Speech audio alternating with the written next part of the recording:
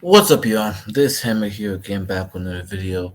And today I'm going to be talking about Tunisia and some recent comments that were made by the president of Tunisia and why this ties back to what I've been saying for a long time now, which is that North Africans are not really Africans and they should not be allowed to essentially claim the African identity. Now, for those who may not know, Tunisia essentially is a country in North Africa, right? And recently, their president came out and started complaining about the migration of black sub-Saharan Africans that was essentially crossing into Tunisia. Because many of them, when they tried to go to Europe, they would go through the Sahel, go through North Africa, sometimes cross Tunisia, cross the Mediterranean, and then go to Europe.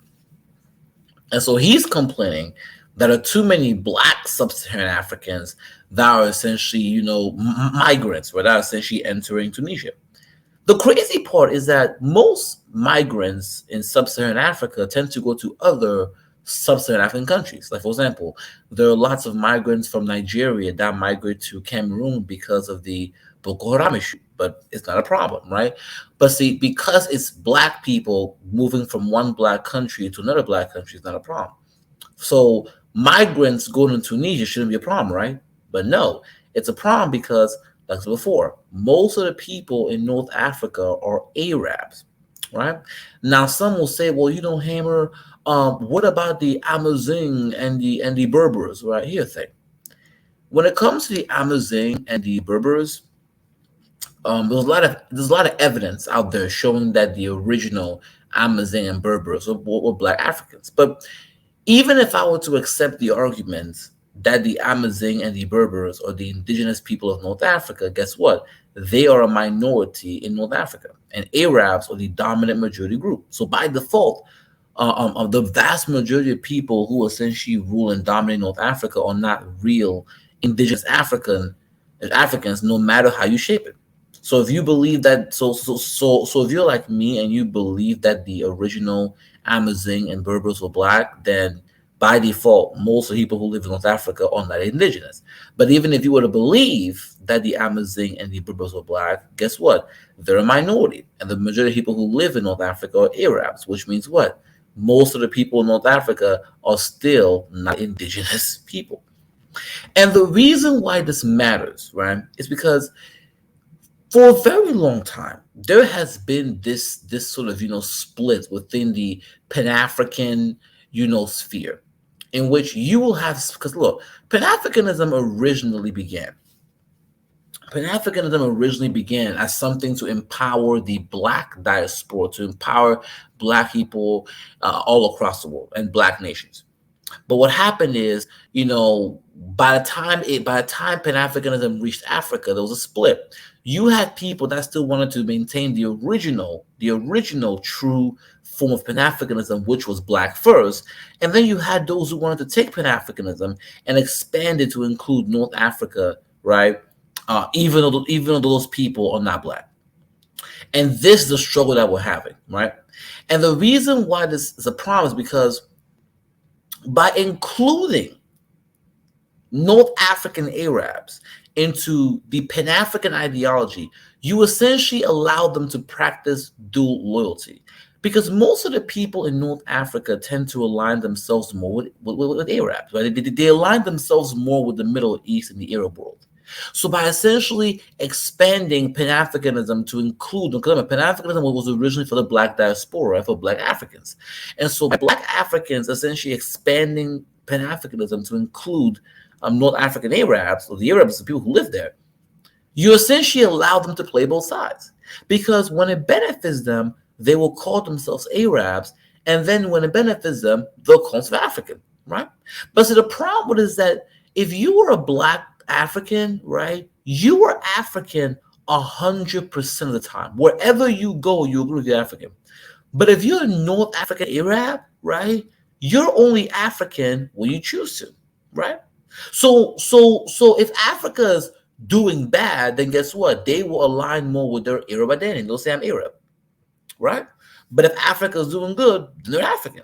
So in other words, they're able to interchange between an Arab and African identity whenever they want to, but you as a black African, you have to be African 100% of the fucking time.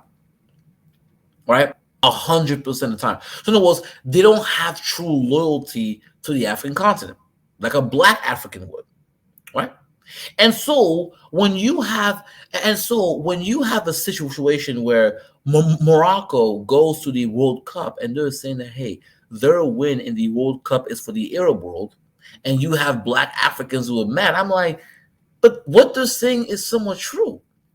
Most of North Africa is mainly Arabs, and most of them identify more with the Middle East and the Arab world. That's the reason why most of them are in the Arab League. Right? It's black Africans that took Pan-Africanism, which was supposed to be about black people globally. You took Pan-Africanism, an ideology meant to empower black folks, and you expanded it to include non-black people in North Africa who don't really identify with you. And then when they tell you to your face, yeah, we are Arab first, then it's a problem. And so recently, right, this problem has been shown through Tunisia. The president of Tunisia, by him coming out and essentially making derogatory statements about, quote unquote, sub-Saharan Africa, was black Africans migrating to the country, right? It essentially proved what I've been saying for years, that they don't really view themselves as African, right? They associate African as really mainly black. For them, they identify more with the Arab world because majority of them are Arabs. And the crazy part about all of this is that when you will have a conversation, black Africans, they will essentially play dumb. Like they want to believe in this.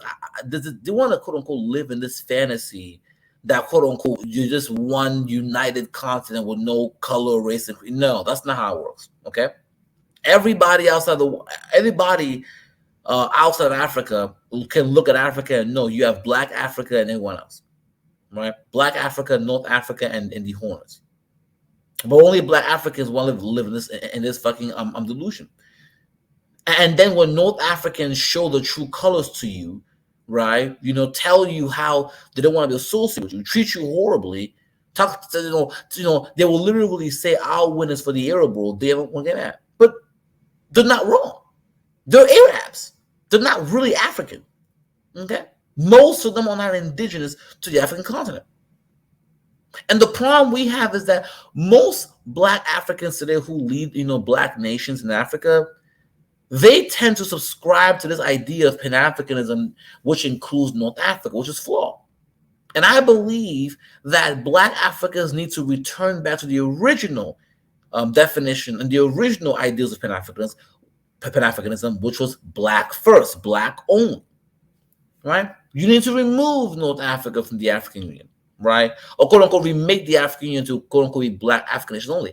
That does not mean you can't trade with them. Look, I'm gonna give you an example, right? Tunisia is more likely a part of the Arab League. Guess what? Tunisia trades with many African nations, black African nations, but that doesn't change the fact part of the Arab League.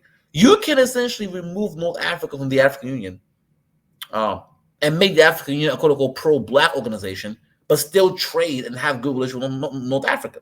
It's not,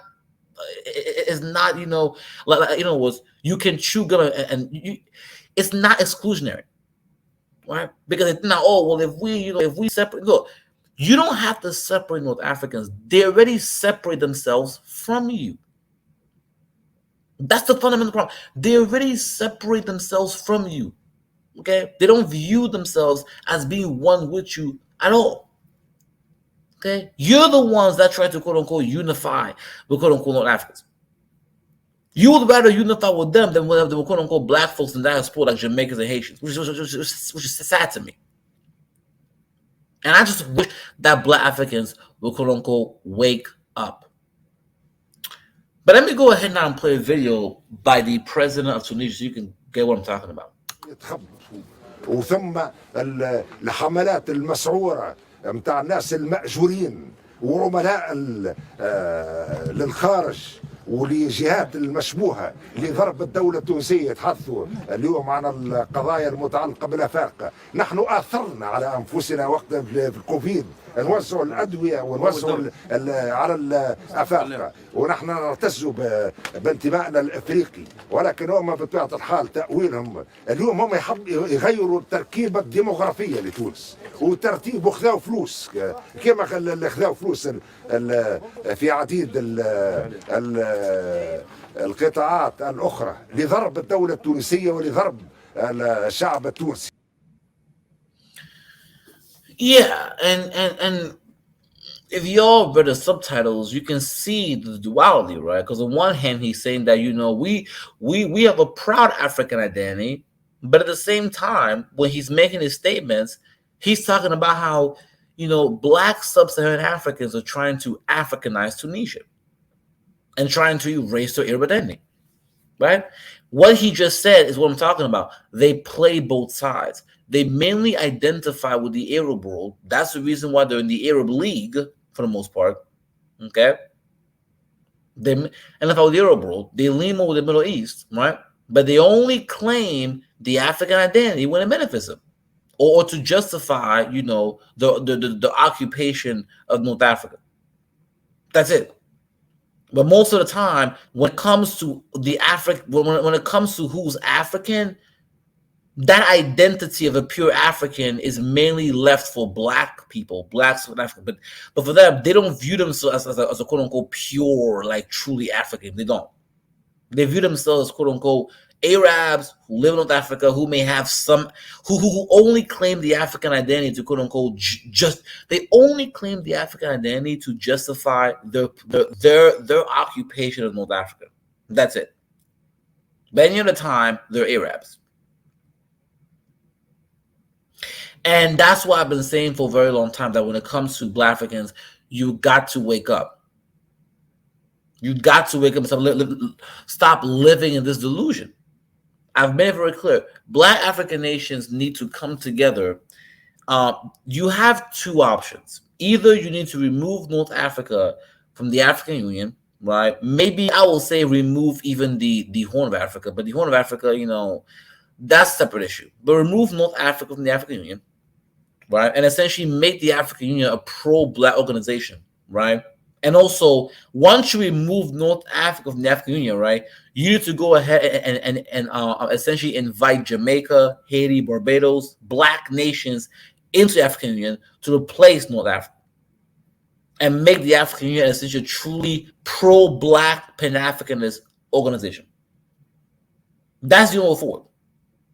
Or, if you're not willing to do that, you need to create a separate organization for Black Africans where it's only Black nations in Africa, and then you invite, the quote-unquote Black nations in the Caribbean like Jamaica and Haiti to join. My proposition is maybe create an organization called the Black Coalition, and you have all Black sub-Saharan African nations be a part of it, and you invite Jamaica, Haiti, Barbados into the organization, right? And then you'll be a larger, powerful bloc. But see, to do this, you have to recognize that you are viewed on the global stage as being part of a common racial classification. And until you realize this, you're gonna end up being played, right? You're gonna end up being played. You're gonna end up wondering why. I don't understand why these North Africans choose what they do. Yeah, because they understand that they're a part of a different, really racial group for the most part. You're the only ones that don't understand that. You need to realize this very quickly, unite on this, and move forward. I'm like, Europeans operate on this, right? Europeans know the part of same classification. The EU, NATO, a lot of these organizations, right, are really based on quote unquote, are based on the collective white identity. Okay? I'm like, I'm giving them, right?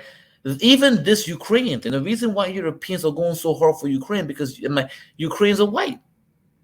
Like when Russia first invaded Ukraine, like they came out and said out of their mouths that, hey, these people have blonde hair and blue eyes. They're Europeans just like us. Now, although Although Russia is a white country, remember, guys, Russia has always been the black sheep of the European family. Okay, because originally Russians, had a hard time being accepted as truly pure Europeans. They had to go through a long history and process of trying to quote unquote be accepted as white and as European, right, by European states. But even after being accepted, they were still viewed as a black sheep of the family. I'm like, Russia was a part of the European Council. What are we talking about here? So even this situation with Ukraine, a lot of the support they're giving towards Ukraine is really about this collective white identity. And the reason why Russia, is getting scared is because look, Russia is a country that has traditionally had struggle being accepted as being a true European state, right? They've always been the quote unquote black sheep, and so they've always been at odds with Europe. And so now them invading another European country, just right now, it just reinforces this sort of isolation that they have, or this sort of this sort of black sheep status, right? That they have in the eyes of white Europeans, and the support that white Europeans and America are given towards Ukraine, because once again they view those people as one of them, as being part of the collective white identity. So it's very important for Black Africans to wake up, recognize that that once again you're going to be viewed by your race first. It doesn't matter. Those African students that were in Ukraine, okay, and they were told to quote unquote wait in the back of the line. They let all the white folks, right, were allowed to quote unquote go first, but the Black African students in Ukraine were told to stay back. It's like, how many more wake up calls do you need? And now you have the president of Tunisia telling you, we don't want these black folks over here. Come on. But anyway, I'm going to leave it there. But yeah, it's very important that Black Africans, they need to redefine. They need to quote unquote. They need to quote unquote, right, restore Pan Africanism, right, and essentially go turn Pan African. They Black Africans, okay, need to return Pan Africanism to what it was, right? You need to quote unquote drop this version of Pan Africanism that includes North Africa and return to the original version of Pan Africanism, which is pro-Black, right? Which is pro-Black diaspora. And you need to redefine the African identity to only mean Black indigenous Africans. That's the only way to move forward. With that being said, I'm going to let it go there. You guys tell me what you guys think in the chat. Do you agree with me, disagree with me? Make sure to like, share, subscribe. Hammer out.